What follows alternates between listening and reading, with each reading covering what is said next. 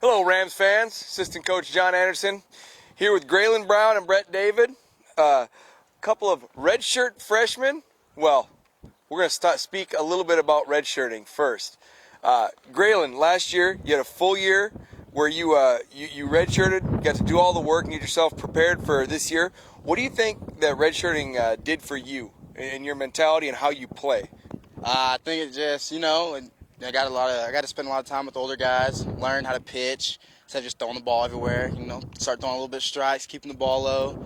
I also learned the game very well. Now, what players that were older might have taught you things about the game that you didn't know before? Weatherly, some that graduated last year, just Cohen, all those guys.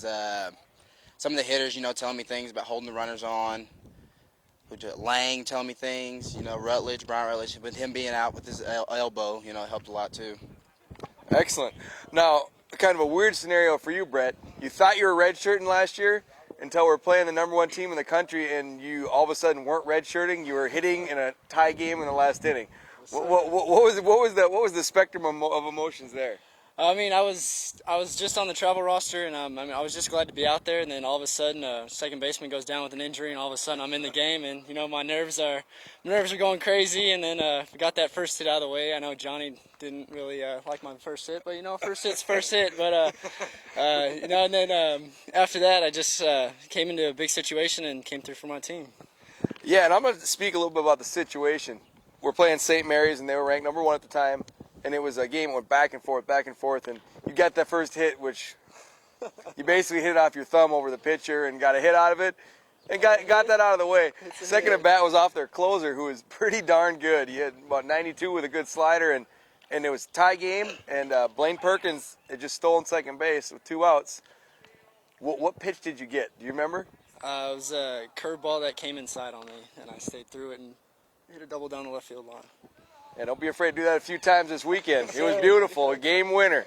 Now, Graylon, you and Brett obviously are friends. There's a crew of about 8 guys that were freshmen last year. What do you guys have all in common? Because it seems like you're just all really close to each other.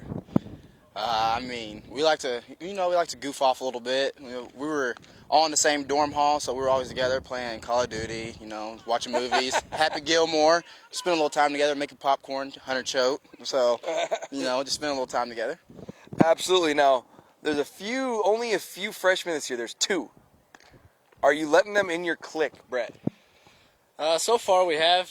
Jeff's in my room with Choate all the time, so that's basically his house right now. His actual home with his parents is probably his second home, but Goggins been hanging out with me and Luke, and whenever we go over to the Raspberries, he's over there with us all the time too. So. And Goggins still under suspicion because he's not a Texan, right? Exactly. Yes. You want to answer this one? What do you think of him not being a Texan and trying to fake it with a cowboy hat once in a while? Yeah, because the boots thing. I don't even wear boots really, but when he puts some on, I'm just like, God, you can't do that, dude. You're not a real Texan, And then, we always get in an argument like Texans say, hey, can I go get a Coke? And then the person's gonna ask what kind. Instead, though, he wants to say soda, pop. No, we don't do that. Okay, now because I'm not a Texan, I'm a transplant. I'm gonna ask Brett this question, but you can jump in if you want, Graylon. Why do you say deal every other word in Texas? And that's for everybody out there, all you Rams fans. Stop putting the deal in the deal. This is the 3rd or 4th time we brought it up on camera. Why do you say deal all the time?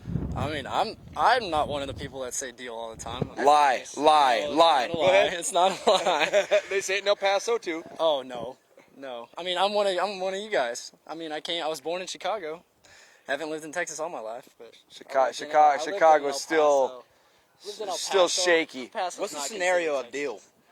You use it basically for everything. You say, hey, can you grab that deal for me? But it doesn't mean anything to me because I don't know what the heck you're talking about. It's slang.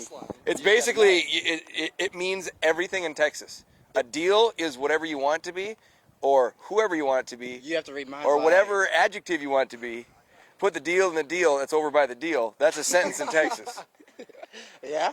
You just got to know. So if I told you hey, when you pick up those deals, well, there's 3 things, so you're probably going to either pick the tarp, the tire, or the mat. You see what I'm talking about, guys? This is what I'm talking about. There's 3 things in one deal. How do I decipher which one is which? All right, Graylon, now I got a question for you. Okay. Hopefully your mom watches this interview. All right. Are you afraid of your mom?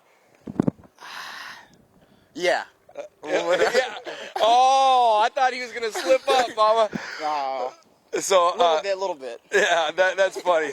Just a good fun comment. Graylon always gives us stories about his mom keeping him in line, and we love it around here. Sure do. Now this is a time of the day where we have a 4-word association. I give you 4 words. You got to try to pop them into a sentence. Okay.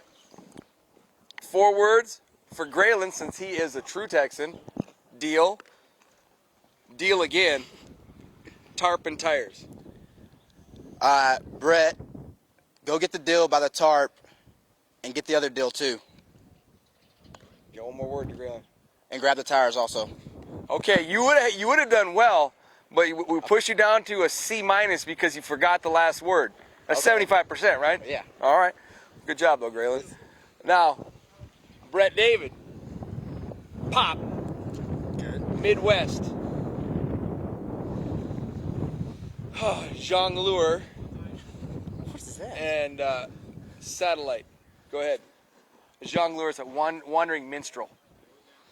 Okay, up in the Midwest, we have a lot of jongleurs who say pop, and they like to watch satellite TV. Okay, not too bad. But again, you pluralized. I know a few guys think it's all right to just change everything, but you did good. That was a good sentence.